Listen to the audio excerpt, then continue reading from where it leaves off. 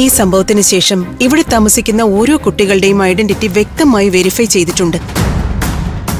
എന്റെ അറിവിൽപ്പെടാത്ത ആരും ഈ ഹോസ്റ്റലിൽ താമസിക്കുന്നില്ല. ഡോക്ടർ, ഇത് സീരിയസ് ആയി എടുക്കേണ്ട വിഷയമാണോ? കോള് ചെയ്ത ആൾ പറഞ്ഞ കാര്യം ഗൗരവമായിട്ട് എടുക്കേണ്ട വിഷയമാണ്. പക്ഷേ ഈ കോളിന്റെ ഉറവിടം ഇനിയിപ്പോ ആരുടെങ്കിലും തമാശക്കളിയാണോന്നും അറിയില്ലല്ലോ. നമുക്കെന്തായാലും വീണ്ടും ഇതുവരെ കോള് വരികയാണെങ്കിൽ നമുക്ക് അന്വേഷിക്കാം. ഇപ്പൊ ഈ കോള് മാഡം അങ്ങ് ഇഗ്നോർ ചെയ്തേക്ക്. ഞാൻ ഇറങ്ങിക്കോട്ടെ. Okay.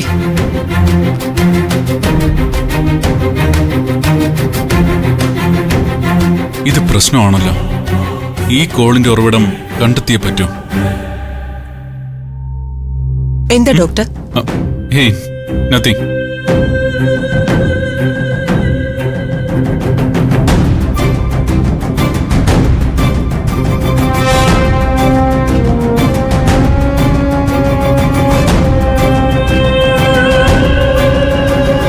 Good morning sir. Ambili, രാത്രി നിങ്ങൾ സെക്യൂരിറ്റി പോസ്റ്റിൽ ഉണ്ടാവാറില്ലേ? ഞാനെപ്പോഴും ഇവിടെ തന്നെ ഉണ്ട് സർ. രാത്രി ഗേറ്റ് തുറന്നിട്ടതാരാ? അല്ല, അടച്ചുപൂട്ടിയുടെ ഗേറ്റുകളൊക്കെ എങ്ങനെ തുറക്കപ്പെടുന്നത്? അറിയില്ല സർ. ഗേൾസിന്റെ ഹോസ്റ്റലായതുകൊണ്ട് ചില പൊതുശല്യങ്ങൾ ഉണ്ടാവാറുണ്ട്. അങ്ങനെ ആരെങ്കിലും ചെയ്തതാണെന്ന് അറിയില്ല. ഈ ഗേറ്റ് ലോക്ക് ചെയ്തോണ്ടല്ലേ ആരെങ്കിലും ഗേറ്റ് തുറന്നിടുന്നത്? നിങ്ങൾ ഗേറ്റ് ലോക്ക് ചെയ്യാൻ മറന്നു. അമ്പിളി ഡ്യൂട്ടിയിൽ കുറച്ചുകൂടി ഉത്തരവാദിത്തം കാണിക്കണം. അല്ലെ, നിങ്ങളെ അന്വേഷിക്കുമ്പോഴൊക്കെ നിങ്ങൾ എങ്ങോട്ടെങ്കിലും മാറി നിൽക്കുന്ന എന്തിനാ? ഇല്ല സർ, അങ്ങനെയൊന്നുമില്ല. ഇനി മുതൽ ഞാൻ ശ്രദ്ധിച്ചോളാം. ശ്രദ്ധിക്കണം. ഓക്കെ.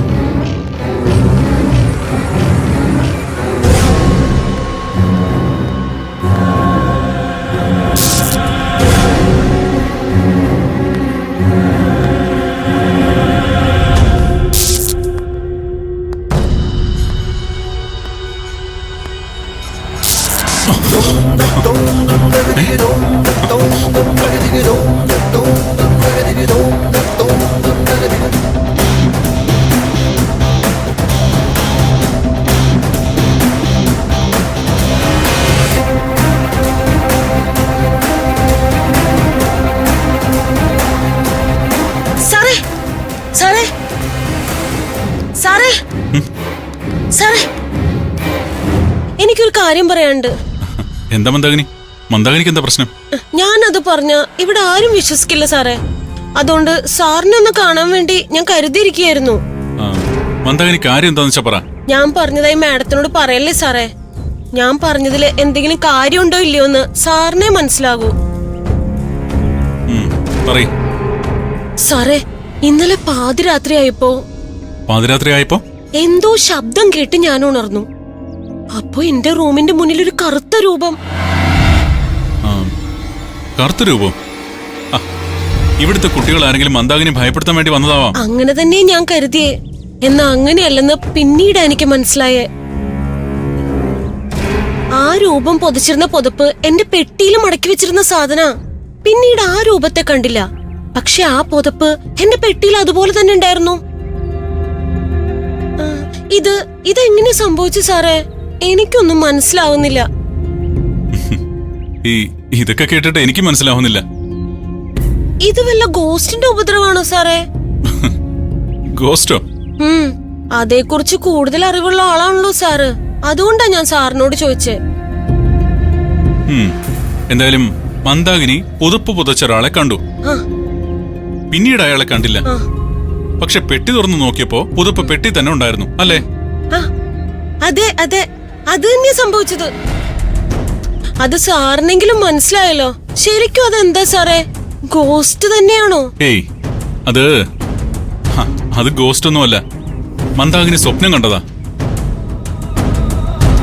ഈ പാതിരാത്രിയിൽ ദുസ്വപ്നം കണ്ടു കഴിഞ്ഞാൽ പിന്നെ ആർക്കും ഇങ്ങനൊക്കെ തോന്നാം. അപ്പൊ ഇത് സ്വപ്നായിരുന്നോ? ഇനിയിപ്പോ ആ സ്വപ്നത്തെ കുറിച്ച് ചിന്തിച്ച് സമയമൊന്നും കളയണ്ട. പോട്ടെ.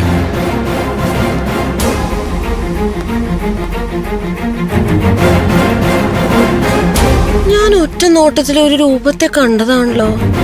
കണ്ണിൽ കണ്ട കാര്യം പറഞ്ഞാലും ആരും വിശ്വസിക്കില്ല. ഇനിയിപ്പോ ഗബ്രിയൽ സാറ് പറഞ്ഞ പോലെ അത് സ്വപ്നമായിരിക്കോ?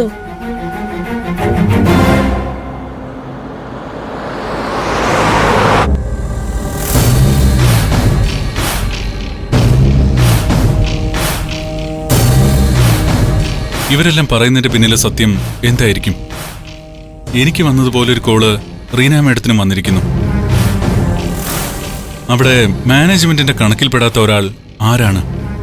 അങ്ങനെ ആരെങ്കിലും ഉണ്ടെങ്കിൽ അത് കണ്ടെത്തണം.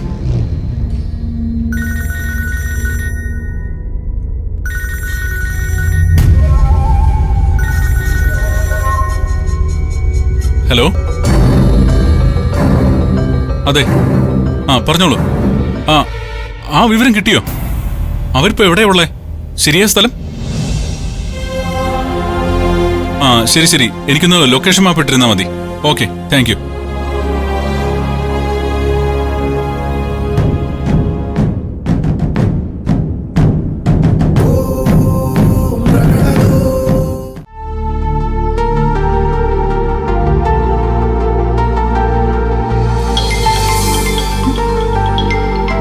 ഗബ്രിയേൽ സാർ ആണല്ലോ. Hello sir.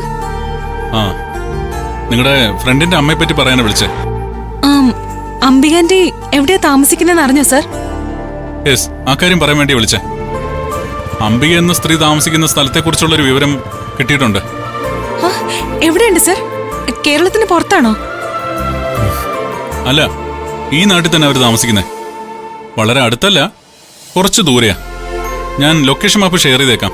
Thank you sir. അതൊരു അഭയമന്ദിരാ. അവിടെ ചെല്ലുമ്പോ എന്റെ പേര് പറഞ്ഞാൽ മതി, നിങ്ങക്ക് അംബികയെ കാണാം. ഓക്കെ സർ, ഞങ്ങൾ പോയി കണ്ടോളാം. അവരെ കണ്ട ശേഷം എന്നെ ഒന്ന് വിളിക്കണം. ഓക്കെ.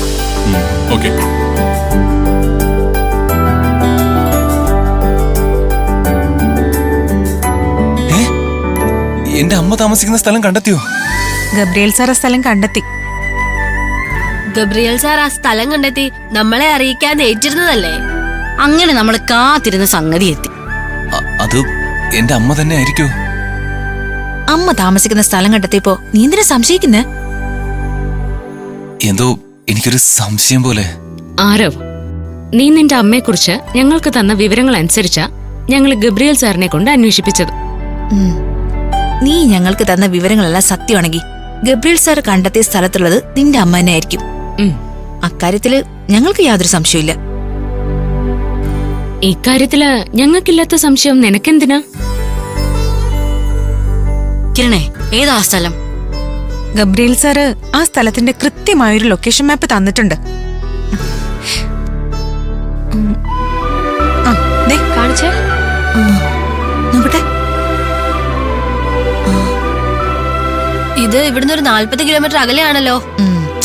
40 കിലോമീറ്റർ എന്ന് പറയുന്നത് അത്ര വലിയ ദൂരമൊന്നുമല്ല. നമുക്ക് പെട്ടെന്ന് പോയിട്ട് വരാം.